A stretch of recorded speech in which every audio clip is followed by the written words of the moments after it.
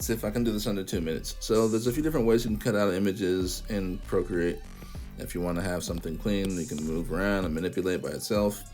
One being using the selection tool. So if you have like something with a very busy background, you can click and drag to the right using this little selection here and kind of adjust the slider threshold and try to get as much as you can.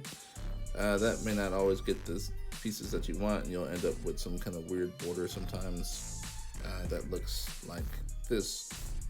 But if you have the newest update to the iOS devices, which most of us do by now, you can simply open up a second window of your images by dragging to the right, your photos, and then you just long press the image and it made its little selection already.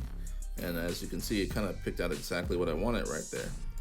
So it's not always 100% accurate itself, but it does tend to give you a really, really clean selection. So I can hide everything else so you can kind of see what I mean. And this is the border on this compared to the border on this. So let me go a little bit further on this right here. Again, this is from the original iOS.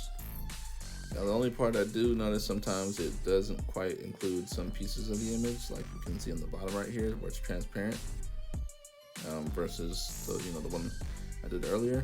So I might have to go in and paint in a little bit, but the overall quality cutout is a lot cleaner. Hopefully that was helpful to you guys, and I am out of time. So, all right, y'all, be sure to like, subscribe. Talk to you soon.